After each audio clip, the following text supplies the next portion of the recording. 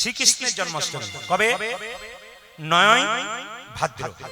আমি আপনাদের সামনে নিবেদন রাখবো, ভগবান কৃষ্ণের জন্ম আপনারা সবাই জানেন ভাদ্র মাসের কৃষ্ণপক্ষের অষ্টমী তিথিতে কৃষ্ণ জন্ম নিয়েছিল। শুনবেন ভালো করে, কৃষ্ণ জন্ম নিয়েছিল। কৃষ্ণের কথা একটু জানতে পারবেন। কার কারাগারে জন্ম নিয়েছিল? কংসের কারাগারে জন্ম নিয়েছিল। মায়েরা, কংসের বাবার নাম ছিল উগ্রসেন। তাহলে বাবা যদি কৃষ্ণ ভক্ত হয় আর ছেলে যদি অসুর হয়, তাহলে কিন্তু একটু জানতে হবে ছেলের কিন্তু জন্মের দোষ আছে। তার একটা প্রমাণ দেখে নিন আপনারা।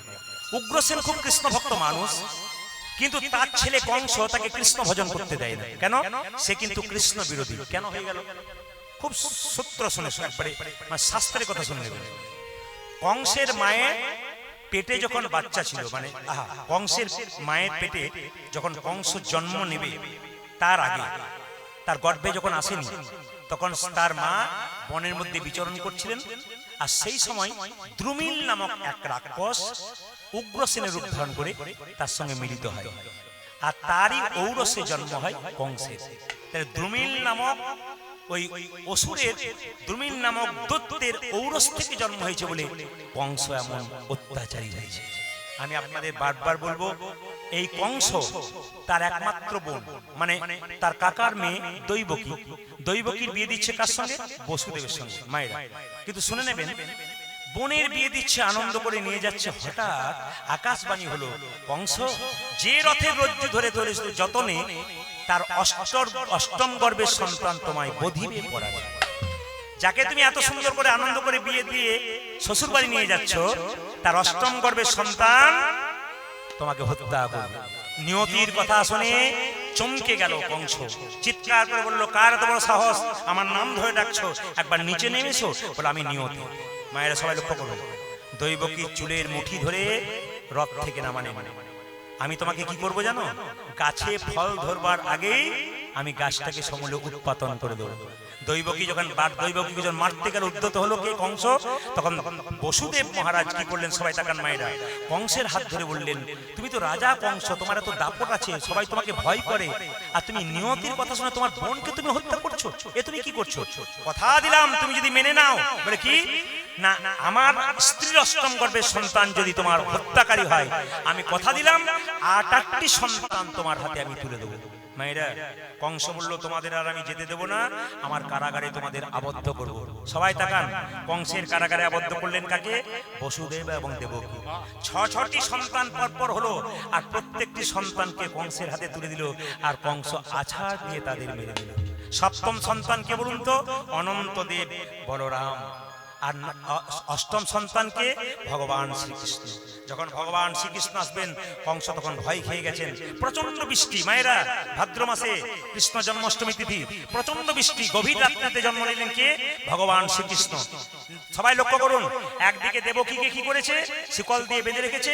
একদিকে বসুদেবকে কি করেছে? শিকল দিয়ে বেঁধে রেখেছে। কিন্তু বাঁধলে কি হবে? হঠাৎ একটা আলো কোথা থেকে এসে বসুদেবের শরীর থেকে গিয়ে একবারে দেবকীর শরীরের মধ্যে মিশল, আর দেবকীর সন্তান কৃষ্ণ জন্ম নিল। মায়েরা সবাই লক্ষ্য করুন, যখনই কৃষ্ণ জন্ম নিল তখন কিন্তু মায়ের স্তনদুগ্ধ পান করল না। কেন? ভগবান যে যেমন অপরাধ করে তাকে সেরকম শাস্তি দেয়। দেবকী কেঁদে কেঁদে বলছে, আরে তুই আমার সন্তান হয়ে আমার স্তনদুগ্ধ পান করলি না কেন? মা, তোমার মনে পড়ে? বলে, কি?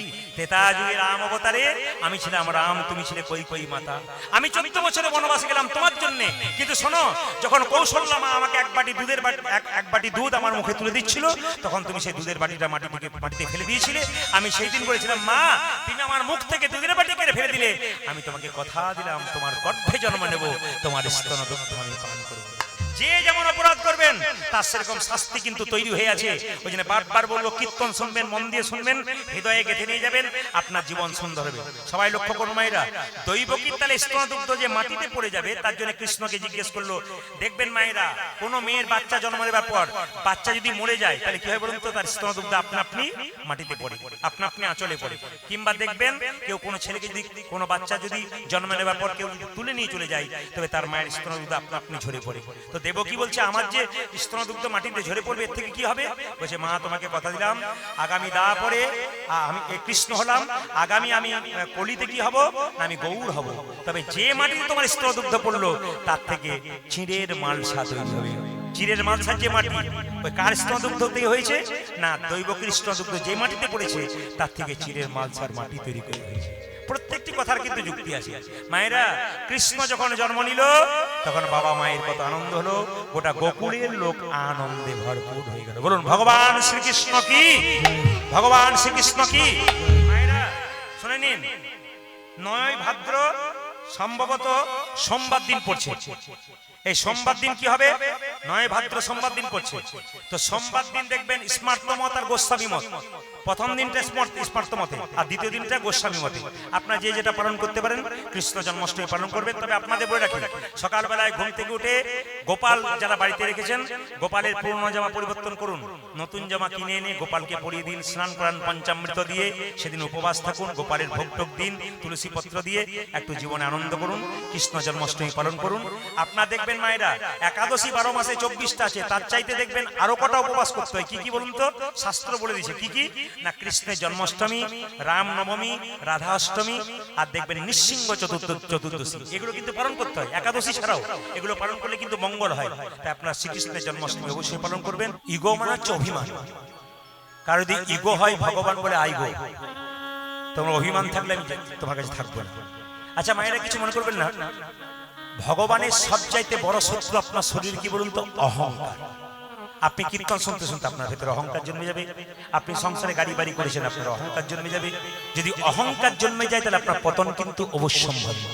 আমি আপনাদের বলতে চাই, ছোট্ট করে শুনে নেবেন, কিসের অহংকার করছেন? আপনি কি জন্ম পেয়েছেন? আপনি জন্ম পান নাই, আপনার জন্ম দিয়েছে আপনার মা। আপনি যখন জন্ম পেয়েছেন, আপনার নামটা কি আপনি নিজে রেখেছেন? বাড়ির কেউ রেখেছে। আবার দেখবেন আপনি কি পড়েছেন? না, মাস্টারমশাই পড়িয়েছে, তারপর পড়েছেন। আপনি কি চাকরি পেয়েছেন? তার একজন দিয়েছে। শেষে যখন শ্মশান ঘাটে যাবেন তখন কিন্তু আপনি নিজে যেতে পারবেন না, অন্যজন আপনাকে নিয়ে যাবে। সব যদি অন্যের হয় তাহলে আপনার বলতে কি আছে? কিসের অহংকার করছেন? রাত্রিবেলায় কীর্তন শুনতে এসছেন, বাড়ি যাবেন গ্যারান্টি নাই। সকালবেলায় ঘুমোবেন, রাত্রিবেলায় ঘুমোবেন, সকালে চোখ খুললে আপনার সকাল হবে, আর চোখ না খুললে আপনার জীবনে পরকাল হবে। এমনও ব্যক্তি আছে, রাত্রিবেলায় খেয়ে শুয়েছে, সকালবেলায় আর চোখ খুলে নাই, তার জীবনে পরকাল হয়ে গেছে। তাই বলবো, পদ্ম পাতার জল করে টলমল, কখন কে চলে যায় কেউ জানে না। তাই যাবার আগে কিছু ভালো কাজ করুন, যেন আপনার যাবার পথটা পরিষ্কার হয়। সবার কাছে আমার নিবেদন রইল, গালে হাত ছেড়ে দেবেন, শুধু মন দিয়ে শুনে নেবেন যে আপনার ধর্মের পথটা আপনি পরিষ্কার করুন। কেউ আপনার পাপের ভাগ নেবে না, আপনি পাপ করবেন, ভাগ নেবে না কেউ। কেন বলুন তো? দস্যু রত্নাকর পাপ করেছিল, স্ত্রীকে জিজ্ঞেস করেছিল, তুমি তো সহধর্মিনী, তুমি আমার পাপের ভাগ নেবে না? বলছে, আমি সহধর্মিনী, তোমার ধর্মের ভাগ নেব, সহপাপিনী নই, তোমার পাপের ভাগ আমি নেব না। মা বাবাকে জিজ্ঞেস করেছিল, আমি চুরি ডাকাতি করছি, তুমি পাপের ভাগ নেবে না? বলে, ছোটবেলায় তোকে মানুষ করতে গিয়ে যদি আমাদের কোনো অন্যায় হয়, রোজগার করতে গিয়ে আমরা ভোগ করব। এখন আমরা বুড়ো হয়েছি, তুই বড় হয়েছিস, যদি তুই কোনো অন্যায় করিস তুই ভোগ করবি, আমরা কেন করব? তাই বারবার বলবো, সংসার চালানোর ক্ষেত্রে যদি কেউ কোনো অন্যায় করেন, তার জন্য ভোগ কিন্তু সংসারে কেউ করবে না, আপনাকে নিজে করতে হবে। আপনি আগুনে হাত দেবেন কি জেনে দিন কি না জেনে দিন, আপনার কিন্তু হাত পড়বে। তাই বারবার বলবো, জীবনে চলার পথে কিছু ভালো কাজ করুন, আপনার জীবন সুন্দর হবে। মায়েরা, মুকুন্দ সরকারের স্ত্রীকে মহাপ্রভু একটু চিবানো পান দিল, বললো, এই চিবানো পানটা দিয়ে দাও, তোমার স্ত্রী রোগ তো ভালো হবে, একটা নতুন লক্ষণ করা হয়ে তোমার স্ত্রী গর্ভে সন্তান আসবে। আমি আপনাদের বলে রাখি, এখানে যারা কীর্তন শুনতে এসছেন, অনেকে ঠাকুর, অনুকূল ঠাকুরের শিষ্য আছেন। ঠাকুর অনুকূল চন্দ্র প্রেমময় বলেছেন যে মেয়েদের পেটে বাচ্চা এলে 3টে নিয়ম পালন করতে। অনেকগুলো আছে, তার মধ্যে 3টে আমি প্রধান বর্ণনা করি যে 3টে কি কি। কোনো মেয়ের পেটে বাচ্চা থাকলে প্রথম ঠাকুর বললেন যে তাকে তুলসী মন্দিরে জল দিয়ে পরিক্রমা করতে হবে। দ্বিতীয় কি, বড় বড় মহাপুরুষকে প্রণাম করতে হবে, ঈশ্বরচন্দ্র বিদ্যাসাগর, রবীন্দ্রনাথ ঠাকুর, প্রণামটা করতে হবে। কেন? মনোবিজ্ঞানীরা বললেন, যদি পেটে বাচ্চা থাকলেন মহাপুরুষের ছবি থেকে প্রণাম করে, তাদের ভাবটা কিছুটা সন্তানের মধ্যে বর্তায়, কিছুটা বর্তায়। এই জন্য মায়েদের কিছু কাজ আছে। আর একটা কথা বলে রাখি মায়েরা, সাধুগুরু বৈষ্ণব দেখলে আপনাকে প্রণাম করতে হবে। আপনি যত নত হবেন, আপনার সন্তান কৃষ্ণ ভক্ত। আমি এমনি চঞ্চল হতে পারেন, আপনার ছেলে কৃষ্ণ ভক্ত হয়ে গেল কি করে? আপনার পেটে যখন বাচ্চা ছিল তখন আপনি কৃষ্ণ নাম করেছেন, একটু ভক্তি করেছেন, বলে আপনার সন্তান ভালো হয়ে গেল। আপনি পরিবর্তন হন, দেখবেন আপনার জীবন সুন্দর হবে। অনেক মেয়েদেরকে দেখেছি আমি, কলকাতা একটা আসলে গান করতে গিয়ে দেখেছি, একটি মেয়ে প্রতি বছর ওখানে কীর্তন শুনতে আসে। আমি পরপর 7 বছর গান করে এসেছি, তো 5 বছর ধরে দেখলাম মেয়েটা গান শুনছে, আধুনিকা মেয়ে, এমন পোশাক পরে আসে আধুনিকের মতো, কিন্তু আসলে সামনে বসতে হবে। তো এই গত বছর গিয়ে দেখলাম, চমকে গেলাম, মেয়েটা নামাবলী নিয়েছে, তিলক নিয়েছে, সবকিছু নিয়েছে, ভক্তি হয়ে বসে আছে। আমি জিজ্ঞেস করলাম, আচ্ছা আপনার এই পরিবর্তন কি করে? বলছে দাদা আমার ছেলে কৃষ্ণ ভক্ত হয়েছে, মাছ মাংস ডিম কিছু খায় না, খালি হরিনাম করে, পড়াশোনাতে খুব ভালো। আমার মনে হলো আমার ছেলে যদি মাছ মাংস না খায় তা আমি মা হয়ে কি করে খাবো? আমার ছেলে তিলক নেই, হরিনাম করে, স্কুলে ফার্স্টও হয়, আমার গোবিন্দের কৃপা আছে, তা আমার ছেলের জন্য আমি পরিবর্তন হয়ে গেলাম। ওই জন্য মায়েদেরকে বলবো, মা প্রথমে মনে রাখবেন আপনার ছেলে যে কৃষ্ণ ভক্ত হয় আপনি কত গর্ব করে বলতে পারবেন, আমি চোরের মা নয়, আমি ডাকাতের মা নয়, আমি কৃষ্ণ ভক্তের মা। সবাই কৃষ্ণ ভক্তের মা, কৃষ্ণ ভক্তের বাবা হন, দেখবেন আপনার জীবন সুন্দর হয়ে যাবে। মায়েরা, মুকুন্দ সরকার স্ত্রীর গর্ভে সন্তান এলো, আর সেই সন্তানটা জন্ম নিল সরস্বতী পুজোর দিনে। আমি মেদিনীপুরে এক জায়গায় গান করছি, তো ভদ্র মহিলা বলছেন, আমার বাড়িতে আপনাদেরকে বাসা রাখলাম, আমার ছেলে কিন্তু পড়াশোনা করছে, কিছু মনে করবেন না, আমার ছেলে না খুব মন দিয়ে পড়ছে। বললাম কোনো অসুবিধা নেই, এদেরকে বললাম একবার চুপ করে থাকো, ওর পরীক্ষা আছে। আমি জানলার ফাঁক দিয়ে দেখছি মা বেগুন ভাজা আলু ভাজা করছে, ছেলে পরীক্ষা দিতে যাবে, আর ও মোবাইলে দিব্যি গেম খেলছে। কিছু মনে করবেন না, আপনি যে যেখানে বসে আছেন খুব মন দিয়ে শুনবেন। সন্তানকে তৈরি করতে গেলে আমাদের রামকৃষ্ণ পরমহংসদেব বলেছেন, বাচ্চার মনটা হচ্ছে কচি বাঁশের মতো, যেদিকে বাঁকাবেন সেদিকে বাঁকবে, বাঁশ মোটা হলে আর বাঁকার চান্স নেই। আপনি মা বাবা হয়েছেন, আপনার সন্তানকে শিক্ষা দেওয়ার সময় এটাই। আবার চাণক্যদেব কি বলেছেন দেখুন, 5 বছর পর্যন্ত বাচ্চার কোনো দোষ দেবেন না, 5 থেকে 5 বছর পর্যন্ত খেলবে, পড়বে, ভাঙবে, কিচ্ছু বলবে না, কিন্তু 5 থেকে 15 বছর পর্যন্ত শাসনের চোখে রাখবে ছেলে মেয়েকে। যখনই 16 পেরিয়ে যাবে, পুত্র মিত্র বদাচরে, ছেলে মেয়ের সঙ্গে বন্ধুর মতো। এ আমার কথা নয়, কার কথা? চাণক্য পণ্ডিতের কথা। আপনারা শুনতে পারবেন, চমকে যাবেন। চাণক্য পণ্ডিতের বড় বড় জ্ঞানের কথা আছে। চাণক্য পণ্ডিত যখন খুব ছোট ছিল, মায়ের কোলে বসেছিল, তখন একজন জ্যোতিষ বলেছিল, আচ্ছা মা তোমার ছেলে না রাজা হবে। মায়ের আনন্দ হয় যদি সে শুনতে পায় আমার ছেলে রাজা হবে। চাণক্য তুই রাজা হবি, আমায় ভুলে যাবি না তো? চাণক্য বললো, মা রাজা হবো কেন? জ্যোতিষ বলেছে তোর সামনের দাঁত দুটো বড়, ওইগুলো দেখে বলেছে তুই রাজা হবি। ও আমার সামনের দাঁত দুটো বড় হলেই বুঝি বড় লোক হয়, রাজা হয়? আরে না না, তোর দাঁত দুটো লক্ষণ খুব ভালো, ওই জন্য বলছে তোর দাঁতটা দেখে বললো তুই রাজা হবি, আমায় ভুলে যাবি না তো? বলছে মা দাঁতগুলো বড়, জ্যোতিষ বলেছে আমি রাজা হব, আর তোমাকে ভুলে যাবো? আচ্ছা তুমি পোল থেকে নামিয়ে দাও। যখন মা নামিয়ে দিয়েছে, দূর থেকে একটা পাথর কেনে চাণক্য পণ্ডিত তার দাঁতগুলোকে ভেঙে দিয়েছে, গড়গড় করে রক্ত পড়ছে। মা জিজ্ঞেস করছে, খোকা তুই পাথর দিয়ে দাঁতটা ভেঙে দিলি কেন? বলছে মা দাঁত দুটো বড়, তার জন্য রাজা হব, আর রাজা হলে তোমায় ভুলে যাব। দাঁত দুটো ভেঙে দিলাম, আর রাজা হব না, আর তোমায় জীবনে আমি ভুলেও। কত সুন্দর সুন্দর শিক্ষা দিয়েছে দেখুন। বড় বড় পণ্ডিতের কথা হরিনামে বসে শুনতে হয় কেন? তাদের কাছ থেকে বৃহৎ বৃহৎ শিক্ষা আছে। এই শিক্ষাগুলো যদি জীবনে নেবেন, আপনার সুন্দর জীবন হবে। এই জন্য আমি আপনাদের বারবার বলবো, যিনি আপনারা শিল প্রভুপাদ ইস্কন মন্দিরের প্রতিষ্ঠাতা, তার কথা শুনবেন। তার মা তো কৃষ্ণ ভক্ত ছিল, তার বাবা কৃষ্ণ ভক্ত ছিল। তার বাবা কলকাতায় বাস করতেন, ছোটবেলায় তার বাবার কাছে খেলা করতো। সকালবেলায় বাবা 10টা পর্যন্ত দরজায় বসে থাকতো, কোনো বৈষ্ণব গেলে বলতো, একবার আসুন একবার আসুন, কি হয়েছে বলবেন তো? আমার ছেলের মাথায় হাত দিয়ে বলুন যেন রাধারানী কৃপা হয়।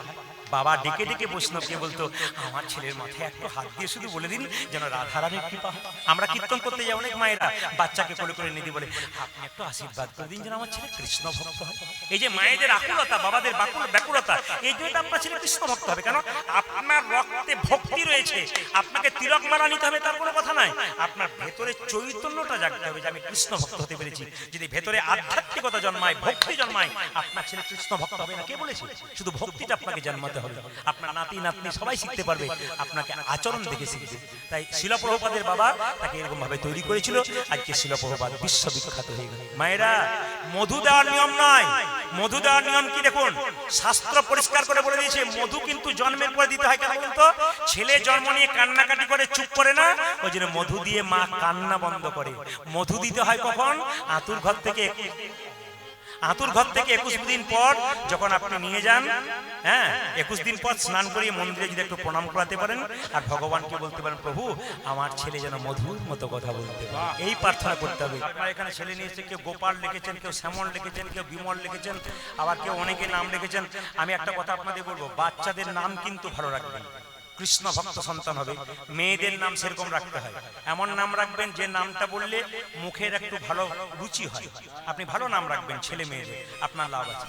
আমি এক জায়গায় গিয়েছি, 5টা ছেলে নাকি, কি নাম যেন ভুলে গেলাম, হ্যাঁ আর বাবা সব গেছে মানে বর্ষাকালে আর কি। সবাই লক্ষ্য করুন মায়েরা, এই যে দেখেন এক জায়গায় আমি না না হরে কৃষ্ণ, রাধা রানী কি ট্রাক্টর চালিয়ে সব জায়গায় বলো রাধা রানী কি, শ্যাম সুন্দর কি।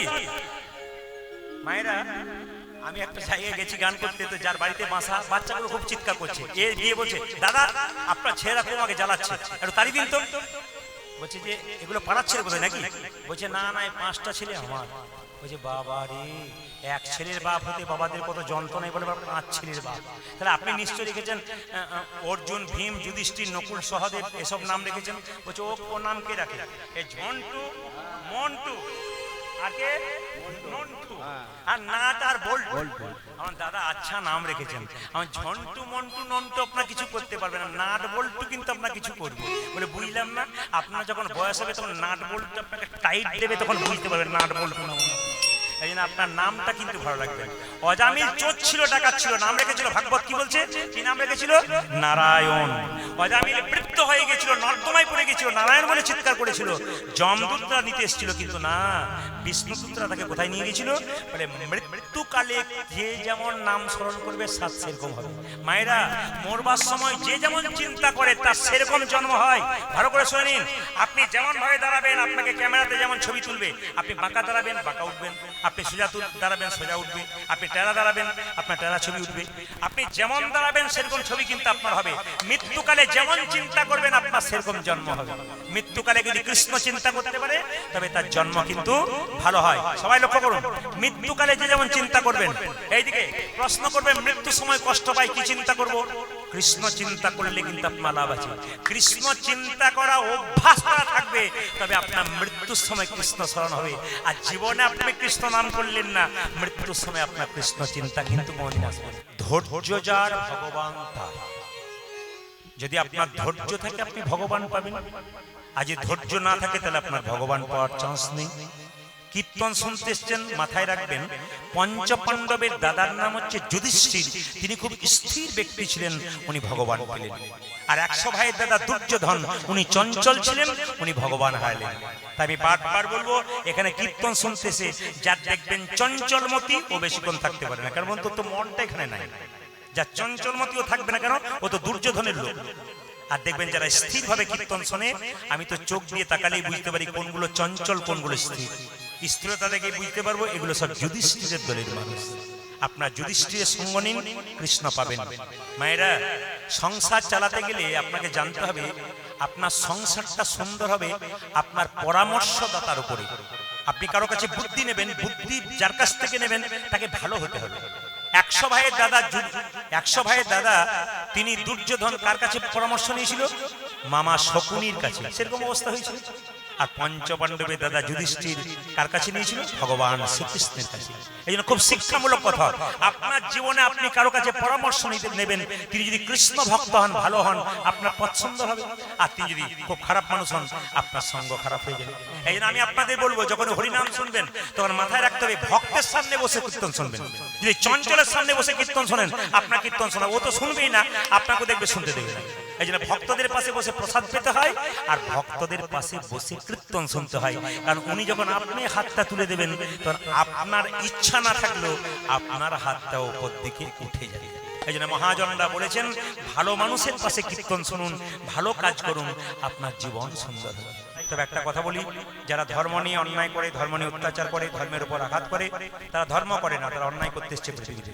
যারা ধর্মের উপর আঘাত করে, আপনি পরিষ্কার জেনে রাখুন, একবারে পরিষ্কার ঈশ্বর তাদের কোনদিন ক্ষমা করে না।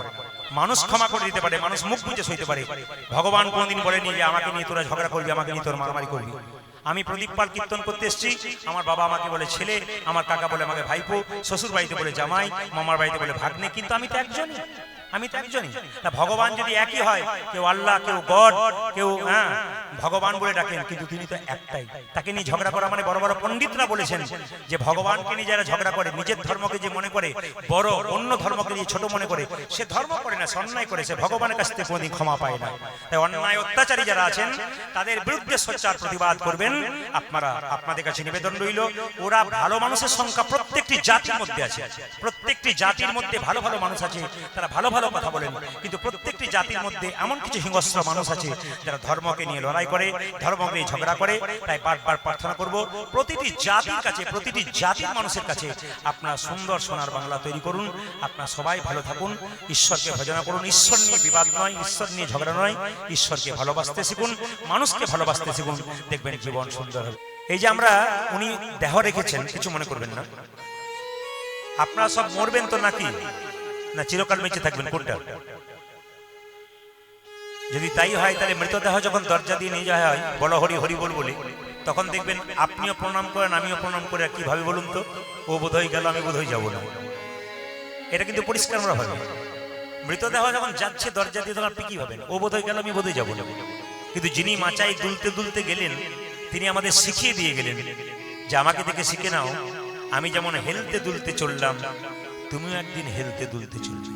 শাস্ত্র বলল দেহটার মৃত্যু হয় কিন্তু আত্মার মৃত্যু হয় না। বাসাংসি জিন্নানি যথা বিহায় নবানি ঘিন্নাতি নরহ পরাণী তথা শরীরানি বিহায় জিন্নন্নানি সংজাতি নবানি দেয়। কথাগুলো মন দিয়ে শুনবেন। যেমন আপনি কাপড় পরেছেন, বস্ত্র পরেছেন, যা কিছু পরেন, ওটা যখন জীর্ণ হয়ে যায় ওই কাপড়টাকে ত্যাগ করে নতুন কাপড় পরেন।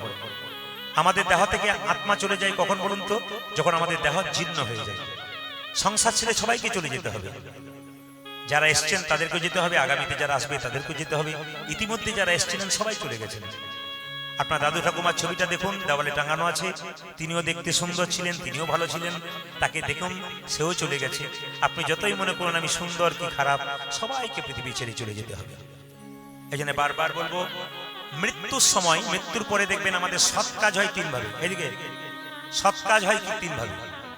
কি কি? একটা হচ্ছে দেখবেন অগ্নি সৎকার, আর একটা হচ্ছে সলিল সমাধি, আর একটা হচ্ছে মৃত সমাধি। ও মায়েরা, আমাদের এখানে কেউ যদি মারা যায় শ্মশান ঘাটে গিয়ে আমরা কি করি?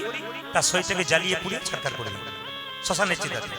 কিন্তু দেখবেন শ্মশানের চিতাতে যখন মৃতদেহটাকে সরানো হয়, আমার মা হোক আর বাবা হোক, তখন দেখবেন চিতাতে যখন আগুনটা দেব তখন তিনবার পরিক্রমা করা হয়। এই পরিক্রমা করার সময় একটা সুন্দর কথা আছে, এটা আমরা কেউ বুঝিও না, কেউ বলিও না, কিন্তু শাস্ত্র বলছে বলতে হয়। আর যদি বলতে হয় আমরা বুঝি না। বাবা চিতাতে শুয়ে আছে, আমি 3 পাক ঘুরলাম, অগ্নিটাকে নিয়ে দিয়ে দিলাম, চলে এলাম, বুঝলাম না।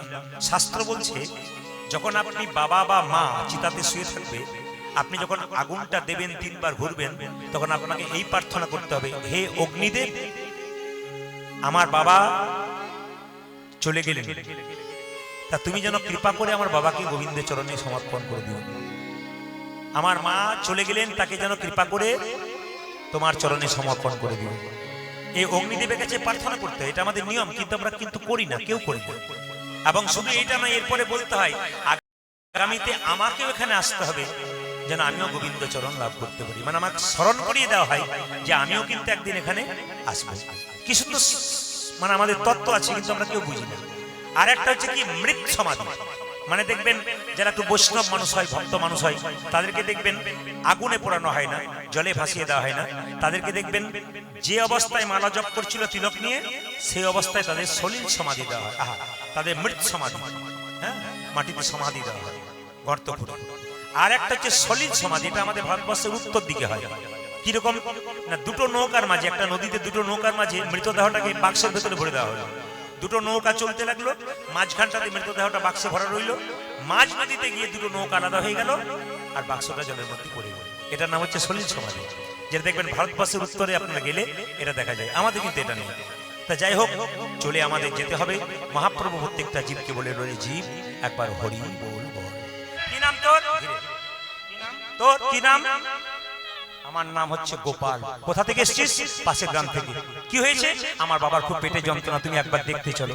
হ্যাঁ রে, আমি যে কোনো ব্রাহ্মণ ডাকি নিজে পুজো করবে, তবে দাঁড়া দাঁড়া, আমার এ রঘু, রঘু কি হলো বাবা? এই দেখ ওই ছেলেটার বাবাকে চিকিৎসা করতে যাব, আজকের পুজোটা তুই কর। বলুন তো মায়েরা, ছেলেটা কত বয়সে ভগবানকে নাড়ু খাইয়েছিল? বলুন কত বছর বয়সে? একবার আপনারা বলবেন না, মায়েরা বলুন কত বছর বয়সে? আর বলেন না, আপনি বলে নেহাত বসেছিল, অন্য সময় দেখতেন কি 24 পরের সময় খালি ওঠার বসা করে দেখবেন কিরকম। তো কিছু মনে করবেন না, মন দিয়ে শুনে নিন। কত বছর বয়সে? 5 বছর বয়সে। রঘু বলছে, বাবা তো আমি যে পুজো করবো, তুমি চিকিৎসা করতে, আমি তো মন্ত্র জানি না। মন্তর মন্তর মন্তর, শুদ্ধ মন যদি কারো না থাকে, মন্তর বলে কোনো না। আমি আপনাদের বলবো মায়েরা, গুরু যদি করবেন, গুরু বেছে বেছে করবেন। আপনার কানে মন্ত্র দিল, ও গুরু হয়ে গেল একবারে না। আপনি সমস্যায় পড়বেন, গুরুকে জিজ্ঞেস করবেন, যদি বলতে না পারে ওর কোনো গুরুত্ব নাই, ও মন্ত্র নিয়ে আপনার কোনো লাভ নাই, আপনার সমস্যা সমাধান করতে পারলো না। মহাপ্রভু কবিরাজ গোস্বামী দেখবেন চৈতন্য চরিতামৃতে বলেছে, কিবা বিপ্র কিবা সূত্র নাসিক জ্ঞানে নয়, কৃষ্ণ তত্ত্ববেত্তা যেই সেই গুরু হয়। গুরু যে জাতিতে বৈষ্ণব হবে, গুরু জাতিতে ব্রাহ্মণ হবে তা নয়, কৃষ্ণ তত্ত্ব যারা ভালো জানে, আপনার সমস্যায় পড়ে আপনি তাকে জিজ্ঞেস করতে পারবেন, তাকে আপনি গুরু করবেন। বাকি জায়গায় গুরু করা বিফল। যদি গুরু ঠিক ঠিক সঠিক আপনাকে পথে চালাতে পারে, তবে গুরু হতে পারে। ওই জন্য বারবার বলো, আপনারা আপনার বাচ্চাকে যেমন ভালো শিক্ষক দেন, আপনার বাচ্চার রেজাল্ট ভালো হবে বলে, আপনার জীবনে ভালো গুরু করুন। আপনার শরীরে অসুখ হয়েছে, আপনি ভালো ডাক্তার দেখাবেন, আপনার রোগ ভালো হবে। আপনি কাঁচা ডাক্তার দেখাবেন, আপনার রোগ আরো বেড়ে যাবে। তাই জীবনে আমাদের ভবরোগ দূর করতে গেলে আমাদের ভালো পাকা গুরুর দরকার আছে। এ কথা আমি বলি নাই, স্বয়ং রামকৃষ্ণ পরমহংসদেব বলছে। বাবা আমি যে মন্ত্র বললাম, তো মন্ত্রের দরকার নেই। আরে শোন, তুই পুজোটা কর। বলে পুজো করবো? বলে হ্যাঁ, তোর হাতে দেখবি ভগবান খাবে। আমার হাতে খাবে? হ্যাঁ রে মায়েরা, বাচ্চাকে যেমন বোঝাবে সে বুঝবে। ছোট্ট 5 বছর বাচ্চা তো, তোর হাতে। আচ্ছা বাবা কার হাতে খেয়েছিল? ভক্ত প্রহ্লাদের হাতে, ধ্রুবের হাতে। তোর হাতে খাবে? ভক্ত প্রহ্লাদের হাতে খেয়েছিল? হ্যাঁ রে। ধ্রুবের হাতে খেয়েছিল? হ্যাঁ বললাম তো। যাক কাজ কর, এই কিছু নাড়ু নিয়ে তোর মায়ের কাছ থেকে নিয়ে আয়, থালাটা পরিপূর্ণ করে আজকে পুজোটা কর। আমি ওই ছেলেটা বাবাকে চিকিৎসা করে ফিরে আসবো, দেখবো তুই কেমন পুজো করেছিস। মায়েরা সবাই লক্ষ্য করুন, ছোট্ট ছেলেটি মায়ের কাছে গিয়ে বলছে, মা গো আমায় কিছু নাড়ু দাও, আমি পুজো করি। মা তখন বলে, তোরা বাপ বেটা মিলে যা খুশি তাই করেছিস, মন্ত্র জানিস তুই পুজো করবি? বাবা বলেছে তো মন্ত্রের দরকার নেই, শুদ্ধ মনের দরকার। সঙ্গে সঙ্গে মা রেগে একটা নাড়ু দিয়ে বলছে, তোরা বাপ বেটা মিলে যা খুশি তাই কর। বলছে না, একটা নাড়ু দে তুই আমার হাতে। যেই না গোপীনাথকে নাড়ু দিয়েছে, গোপীনাথ বলছে এই নাড়ুটা আমি খাবো না, এটা তোকে দেবো। বলছে না আমি খাবো না, ওটা প্রসাদ করবো। বাবা এসে প্রসাদ চাইবে, বলছে না তোকে খাওয়াবো। জোর করে পাথরের গোপীনাথ রঘুনন্দনকে নাড়ু খাইয়ে দেয়। কিছু মনে করবেন না মা, ভক্ত যদি ভগবানকে ডাকে, ভগবান ভক্তের খাবারের ব্যবস্থা করে দেন। শুনে নেবেন, যে যেখানে বসে আছেন আপনারা ভাগবত পড়েন, শ্রীমদ্ ভাগবত গীতা পড়েন, একটা সুন্দর উদ্ধৃতি আছে, সবাই শুনবেন। যোগক্ষেম বাহাম মাহাম। মায়েরা যোগক্ষেম বাহাম মাহাম একটা কথা আছে, দেখুন। অনন্যাশ্চিন্তমাং যে জনা পর্যপাসতে তেষাং নিত্যবিযুক্তানাং যোগক্ষেম বাহাম মাহাম। এইদিকে তাকাবেন। এই শ্লোকটা একদিন জগন্নাথ মিশ্র, তিনি ব্রাহ্মণ, তিনি দেখছেন ভগবান নাকি ভক্তের, এটা কি করে সম্ভব? ভগবান ভক্তের বোঝা বয়? তা কি করে সম্ভব? ভক্ত তো ভগবানের প্রসাদ নিয়ে যায়, ভগবান কি করে বোঝা বইবে? একটা তার দিয়ে, তার মায়েরা লোহার তার দিয়ে ওই শ্লোকটা কেটে দিয়েছিল। যখন কেটে দিয়েছিল, জগন্নাথ মিশ্র ভিক্ষা করতে গেল। সবাই তাকাবেন, ভিক্ষা করতে গেল, কি দেখছো? জগন্নাথ মিশ্র ভিক্ষা করতে গেল, স্ত্রী বলছে, না না ওখানে না, স্ত্রী বলছে কি দেখছো? মানে বইটাতে কি দেখছো? বলছে দাগ দিয়ে কেটে দিলাম, কারণ ভক্তের বোঝা ভগবান বইতে পারে না। টাকা নামা দিয়ে সঙ্গে সঙ্গে ভিক্ষা করতে গেল। একটা বিরাট জঙ্গলের মধ্যে, গাছের গর্তের মধ্যে চুপচাপ রয়ে গেল। 3 দিন বৃষ্টি হচ্ছে। জগন্নাথ মিশ্রের স্ত্রী চিন্তা করছে, কি আমার স্বামী এলো না। আর স্বামী কি চিন্তা করছে, 3 দিন ধরে ঘর থেকে বেরিয়েছি, আমার স্ত্রী খেতে পাচ্ছে না। স্বামী স্ত্রীর সম্পর্কটা এরকম হওয়া দরকার। কিরকম? চোখ এবং কি, চোখ এমন হাতের মতো, চোখ কাঁদবে, হাত জল মুছিয়ে দেবে। আর হাত ব্যথা পাবে, চোখ কি করবে? জোরে বলুন। চোখ কাঁদবে, হাত মুছিয়ে দেবে। আর হাত ব্যথা পাবে, চোখ কাঁদবে। এরকম সম্পর্ক যদি হয়, বড় বড় পণ্ডিতরা বলল স্বামী স্ত্রীর সম্পর্কটা ঠিক। জগন্নাথ মিশ্র চিন্তা করছে আমার স্ত্রী খেতে পায় নাই, আর স্ত্রী চিন্তা করছে আমার স্বামী 3 দিন কোথায় গেল, কান্নাকাটি করছে ভগবানের মন্দিরে ঘুরে বসে বসে। মায়েরা সবাই তাকান। 3 দিন যখন আসে নাই, 3 দিন পরে বৃষ্টি যখন কমে গেল, তার স্বামী মনে মনে ভাবলো এবার এক কাজ করে ভিক্ষায় যায়, আমার স্ত্রী কদিন খাই নাই, ভিক্ষা করে যা পাই নিয়ে চলে যাব। আর স্ত্রী যখন ভগবানের ভজনা করছে আর কাঁদছে স্বামীর জন্য, তখন 2টো ছেলে মায়েরা, কালো একটা সাদা একটা, কালো রঙের ছেলে একটা পরিষ্কার ছেলে, 2টো বোঝা মাথায় করে নিয়ে মা আছো বাড়িতে। দেখুন, কে কোনদিন মা হতে না পারলে তার যে কি কষ্ট, যে মা হতে পারে নাই তার যে কি কষ্ট, কেউ যদি তাকে মা বলে তার অন্তর কেঁদে ওঠে। মা আছো বাড়িতে? কে বাবা তোরা আমায় মা বলে ডাকলি, কি চাস? এই দেখো তোমার স্বামী জগন্নাথ মিশ্র ওই বৃষ্টিতে আসতে পারে নাই, মিথ্যা কথা বলছি কিন্তু। রাজার বাড়িতে ছিল 3 দিন ধরে, আর রাজার বাড়িতে 3 দিন ধরে থাকার ফলে কি হয়েছে না, রাজা পুজো পাঠ করিয়েছে, বললো জগন্নাথ মিশ্র বললো এক কাজ করো, আমার বাড়িতে আমার স্ত্রী 3 দিন ধরে খাই নাই, তুমি প্রসাদ খাই যে। বাবারি বাবারি, হরে কৃষ্ণ। খুব খারাপ লাগে আমার। কীর্তন চলবে, গল্প করবেন কেন? অনেক মানুষ অসুবিধা হচ্ছে, তারা চিৎকার করছে, বুঝতে পারছেন আপনি যে আমি কেন করছি। খুব সাবধান থাকতে হয় কীর্তন শুনতে গেলে। সবাই লক্ষ্য করুন, জগন্নাথ মিশ্র পাঠিয়ে দিয়েছে গো, আমার স্বামী পাঠিয়ে দিয়েছে। হ্যাঁ হ্যাঁ, পুজো করছে তো। কোথায়? ওইখানে রাজবাড়িতে। বাহ বাবা, কি সুন্দর ছেলে তোরা দেখতে। এক কাজ কর, আমি তো মা হতে পারি নাই, তোদের কোলে বসে খাওয়াবো, তারপর আমি খাবো। মা, আমরা স্নান না করে খাই না। আরে স্নান করে নে। যেই না ছেলেটা, কালো ছেলেটা যে না জামাটা খুলেছে, অমনি পিঠে দেখলো একটা বিরাট লাল দাগ। এ কি রে, তোর পিঠে এত বড় দাগ কেন? জানো, তোমার স্বামী জগন্নাথ মিশ্র বিশ্বাস করেনি আমরা এগুলো আনতে পারবো। আমি যে বোঝাটা বই আনতে পারবো তোমার কাছে, এটা বিশ্বাস করে নাই। তোমার স্বামী না লোহা দিয়ে আমাকে আঁচড় দিয়েছে, ওই জন্য আমার এখানে জ্বালা করছে। এখন দাঁড়া, আসুক আমার স্বামী আসুক, তারপর দেখাচ্ছি মজা। তোরা খা বাবা। দুজনকে যত্ন করে খাইয়েছে। বারান্দায় যখন দুজন বিশ্রাম নিচ্ছে, তার স্ত্রী যখন জগন্নাথ মিশ্র স্ত্রী সেবা পাচ্ছে, ভাবছে আমার স্বামী পেয়েছে রাজবাড়িতে, সেবা যখন পাচ্ছে, বেরিয়ে দেখলো দুটো বালক আর নাই। যখন দুটো ছেলে নাই, হাহাকার করে কাঁদতে কাঁদতে অজ্ঞান হয়ে গেল। স্বামী ফিরে এসে বলো, কই গো? ও, বুঝতে পেরেছি তুমি 3 দিন খাওনি তো, এই জন্য তুমি অজ্ঞান হয়ে গেছো। আচ্ছা আচ্ছা, আমি খাবার। কি গো, তুমি জানবে না? যখন জেগে বসেছে তখন বলছে, আমি যাদেরকে দেখলাম তারা কই? আমি যাদেরকে দেখলাম। আরে কাদেরকে দেখলে তুমি? দুজন এসেছিল গো, তুমি নাকি রাজবাড়িতে পুজো করছিলে, তাদের কাঁধে দুটো বোঝা চাপিয়ে দিয়েছিলে, তারা আনতে পারছো না বলে একটা ছেলে কালো রঙের, তার পিঠে তুমি এত বড় দাগ দিয়েছো, গোটা পিঠটা লাল হয়ে গেছে, এত পাষণ্ড তুমি। কি গো, আমি কাউকে মারতে পারি? হ্যাঁ, দেখালো তো। ভক্ত নাকি ভগবানের, ভগবান নাকি ভক্তের বোঝা বইতে পারে না, তার জন্য তুমি নাকি তাকে মেরেছো। চৈতন্য হয়ে গেল জগন্নাথ মিশ্র, আছাড় খেয়ে পড়ল গোবিন্দের চরণ বাড়িতে। প্রভু, আমি ভুল আর করব না। ভক্ত সত্যি, ভগবান সত্যি ভক্তের বোঝা বইতে পারে। মায়েরা, ছেলে যদি না খেয়ে থাকে, মা কি কখনো খেতে পারে? রামকৃষ্ণদেব মাকে বলতো, মা খা, মা খা। মা খেত না, আগে তুই খা, তারপর না তুই খা তবে খাবো, না তুই খা। বারবার খাওয়া নিয়ে ঝগড়া হতো। এরকম সম্পর্ক তৈরি হবে তবে তো ভগবান আপনার হাতে খাবে। চোখের জলে কেউ যদি ভগবানকে ভজনা করতে পারে। জগন্নাথ মিশ্র কেঁদে কেঁদে বলছে, আমি আর দাগ কাটবো না। হাজার হাজার সাপের মধ্যে একটা সাপের মাথায় কি থাকে? মণি থাকে। সেই সাপে যখন অন্ধকারে বসে থাকে, মণির আলোতে কত পোকামাকড় আসে, সাপে বসে বসে সেই পোকামাকড় খায়। এখানে তত্ত্ব বলল, কোন ভক্ত যদি কোনদিন ভগবান রূপ মণিকে হৃদয় মাঝে রাখতে, তবে ভগবান ভক্তকে নিজের হাতে খাওয়াতে পারে। যেই না বলেছে রঘুনন্দন নারুদে, বাবা দরজা ছিল, দরজাটা যেই না মন্দিরে ঢুকেছি, দেখতে পেল পাথরের গোপীনাথ নাড়ু খাচ্ছিল। অর্ধেকটা খেয়েছে। রঘুনন্দনের বাবা যেই না দরজাটা খুলেছে, মুকুন্দ সরকার দেখছে অর্ধেকটা পাথরের নাড়ু হয়ে গেছে। আমি আপনাদের বলেছি না যে পাথরের নাড়ু কেন? অর্ধেকটা পাথরের নাড়ু হয়ে গেছে।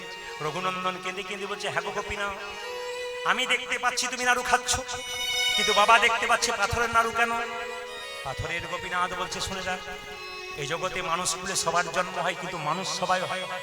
মনুষ্যত্ব যার ভেতরে আছে, বিবেক যার ভেতরে আছে, সে মানুষ হয়, বাকি কেউ মানুষ হয় না। তাকে বেনামা দিবে। সবাই মানুষ রূপে জন্ম নেয়, বিবেক যার নাই, মনুষ্যত্ব যার নাই, মুখের ভাষা যার ঠিক নাই, মুখের মধ্যে প্রেম যার নাই, গোবিন্দের প্রতি ভক্তি যার নাই, তার কোনদিন গোবিন্দের কৃপা নাই। এই জন্য মায়েরা, আগে এই জায়গাটা ভালো করবেন, সব ঠিক থাকবে। আপনার বচন শুদ্ধি তো জগৎ সবাই লাভ হয়ে যাবে। আর আপনার বচন যদি খারাপ হয়, একটা কথা আপনি ভালো করে বলবেন, মানুষ শুনবে। আপনি খারাপ করে বলবেন তো মানুষ আপনাকে বিকৃত করবে। ওই জন্য বচন শুদ্ধতার উপর নির্ভর করে। এই জন্য বচন শুদ্ধের দরকার আছে। সবাই তাকাবেন যে যেখানে আছেন। ছোট্ট রঘুনন্দন কেঁদে কেঁদে বলছে, গোপীনাথ বলছে, শুনে রাখ রঘুনন্দন, তুই দেখতে পাচ্ছিস, তোর বাবা কেন দেখতে পাচ্ছিস? বলে কেন? এক ট্রাক বালিতে যদি 1 হাত চিনি ছুঁড়ে দেওয়া হয়, সবাই শুনবেন মায়েরা, এক ট্রাক বালিতে যদি এক হাত চিনি ছুঁড়ে দেওয়া হয়, এক ট্রাক বালিতে যদি এক হাত চিনি ছুঁড়ে দেওয়া যায়, চিনি আর বালি যদি একসঙ্গে মিশিয়ে দেওয়া যায়, চিনিকে কি কেউ পারে চিনিতে এক ট্রাক বালিতে? কেউ পারে না, কিন্তু একজন পারে। পিপিলিকা পারে চিনিকে এক ট্রাক বালিতে চিনিতে, পিপিলিকা পারে চিনিকে চিনিতে এক ট্রাক বালিতে। যারা গৌর ভক্ত হয়, যারা গৌর বলে কাঁদতে জানে, যারা গৌর বলে দুটি বাহু তুলে নিতাই গৌরী হরি বলে কীর্তনের মধ্যে শিক্ষা আছে। মুকুন্দ সরকার বাড়ি ফিরে এলো, একটা মন্দির তৈরি করলো। মায়েরা কিছু মনে করবেন না, আপনারা মন্দিরটা কোথায় করবেন আমি বলে দিচ্ছি। যেখানে ছাদের সিঁড়ি আছে, আস্তে আস্তে যেখানে ছাদের সিঁড়ি আছে, আপনি সিঁড়ির উপরে পেরিয়ে যান, তার নিচে রাখেন। ওপর দিকে আপনি যাবেন, ভগবান নিচে থাকবেন। আপনার বেডরুম আছে, ডাইনিং রুম আছে, সব রুম হয়ে গেল, ভগবানের জায়গাটা ছোট হয়ে গেল। আপনি এত কিছু খেতে পাচ্ছেন, কিন্তু ভগবানকে দেবার সময় দুটো নকুল দানা দিচ্ছেন কেন? ভগবান তো খায় না, আমরা মনে মনে ধারণা করে নিয়েছি। কিন্তু কিছু মাথায় রাখবেন মায়েরা, খনা মায়ের বচন আপনারা শুনেছেন। খনা মা কিন্তু পরিষ্কার করে বলে দিয়েছেন যে যখন আপনি বাড়ি তৈরি করবেন, মন্দির তৈরি করবেন, মন্দির হচ্ছে সবসময় ঈশান কোণে। যে যেখানে বসে আছেন, ঈশান কোণে যদি আপনি মন্দির করেন, তার পারফেক্ট জায়গা হলো। ঈশান কোণে যদি কেউ মন্দির করতে পারে, তার সবচাইতে ভালো। তিনি বলেছেন কি মায়েরা, বাড়ি যদি করতে হয়, তাহলে তিনি বলেছেন দক্ষিণ দুয়ারি ঘরের রাজা, পূব দুয়ারি ঘরের প্রজা, উত্তর দুয়ারি খাজনা নাই, আর পশ্চিম দুয়ারি মুখে ছাই। এগুলো আমার কথা নয়, কার কথা? খনার মায়ের কথা। যদি আপনি বাড়ি করেন, তাহলে দক্ষিণ দিকে দরজা করলে সবচাইতে ভালো। কে বলেছে? খনা মা বলেছেন। আর যদি না পারেন, তাহলে পূব দিকে হওয়া খুব ভালো। তাও না পারেন, তাহলে উত্তর দিকে হলে কি হবে? কি হবে?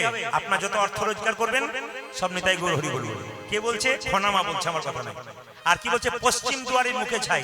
পশ্চিম দিকে দরজা করবেন, তো দেখবেন বারবার ঝরঝঞ্ঝা আপনার বাড়িতে লেগেই থাকবে। পীরে উঁচু নাকি মেঝে খাল, তার দুঃখ চিরকাল। খুব মাথায় রাখবেন।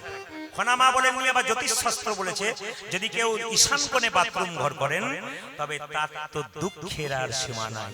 যদি কারো ঈশান কোণে বাথরুম থাকে, অবশ্যই পরিবর্তন করার চেষ্টা করুন, জ্যোতিষ শাস্ত্র বলে। খুব মাথায় রাখবেন কথা বলে।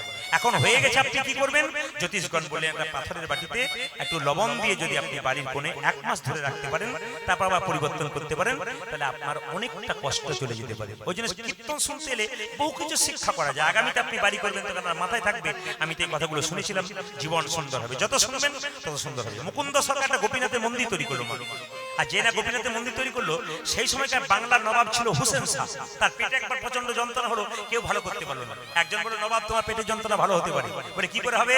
তুমি নবাব সেজে গেলে হবে না, তোমাকে ফকির সেজে যেতে হবে। কারণ মুকুন্দ সরকার বলে একজন ব্যক্তি আছে, যার বাড়ি শ্রীখণ্ডে। তার কাছে সবাই চিকিৎসা করাতে যায়। তার একটা শর্ত আছে, বড় লোকের চিকিৎসা করবে না, গরিবের চিকিৎসা করবে। তুমি তো বাংলার নবাব, তোমার চিকিৎসা করবে না। বলছি, তাহলে আমি গরিব করে কি করে যাবো? বলছে, তুমি গরিব হয়ে যেতে পারো একটাই, তুমি নবাব হুসেন শাহ, হুসেন ফকির হয়ে যেতে পারো। মায়েরা, এত বড় বাংলার নবাব মালদার গৌড় থেকে ছুটে এলেন কোথায়? শ্রীখণ্ডে। এসে জিজ্ঞেস, এই যে ভাই, বলে মুকুন্দ সরকারের বাড়ি কোথায়? একজন বলল, ওই যে মন্দিরে চূড়াটা দেখতে পাচ্ছে, লক্ষ্য করে চলে যাও, ওটা হচ্ছে মুকুন্দ সরকারের বাড়ি। একজন বলল, না না, ওটা তো বটেই, আর যত এগিয়ে যাবে খোল পড়তালে শব্দ শুনতে পাবে, কীর্তন শুনতে পাবে। একজন বলল, না গো, যত এগিয়ে যাবে প্রচুর লোক লাইন দিয়ে দাঁড়িয়েছে চিকিৎসার জন্য, ওইটা মুকুন্দ সরকারের বাড়ি। যেই না গেল, দেখতে পেল প্রচুর লোক মুকুন্দ সরকারের দরজার সামনে লম্বা হয়ে দাঁড়িয়ে আছে। নবাব হুসেন শাহ, হুসেন ফকির সেজে জানতে দেবে না বললে, বলো, এই যে বাবা, আমি ফকির মানুষ, আমাকে একটু জায়গা করে দাও। সকলের দয়া হলো, একটু এগিয়ে দিল। দেখতে পেল কি জানেন মায়েরা? মুকুন্দ সরকার ফকির সেজে, হুসেন ফকির, হুসেন শাহ ফকির সেজে দাঁড়িয়ে আছে, আর মুকুন্দ সরকার সকালবেলায় গোপীনাথের মন্দিরে পুজোও করছে। আপনাদের সামনে নিবেদন রইল, যত বড় বড় ডাক্তার দেখবেন, অ্যাপেলো চেন্নাই চলে যান। যদি আপনারা মনে করেন আমি MBA পাস করেছি, একটু চাকরি পেয়ে গেছি, একটু মাথায় রাখবেন, অ্যাপেলো চেন্নাই চলে যান। যে ডাক্তারকে দেখাবেন, তার টেবিলে দেখবেন যিনি যে ধর্মের মানুষ, সেই ধর্মের উপাস্য দেবতা সেখানে আছে, প্রত্যেকটি ধর্মে। তাহলে এত বড় বড় ডাক্তার, ইঞ্জিনিয়ার, বিরাট বড় বড় ব্যাপার, যারা বড় বড় পণ্ডিত, যারা বড় বড় বিজ্ঞানী, তারা পর্যন্ত ভগবানের ভজন করে, আর আমরাই শুধু পারলাম না। মুকুন্দ সরকার কি করলো মায়েরা? মুকুন্দ সরকার গোপীনাথে ভজন করছে, তারপর চিকিৎসা করবে। নবাব হোসেন শাহ মনে মনে ভালো, বাবা, বুঝতে পেরেছি তোমার চিকিৎসা কেন ভালো হয়। আগে তুমি সকালবেলা গোপীনাথের চরণে পুষ্প দাও, তারপর চিকিৎসা করো। আপনাকে ডাকছি, চশমা পরে আসুন। আপনাকে চশমা পরে আসুন। আপনাকে আপনাকে হ্যাঁ হ্যাঁ আসুন।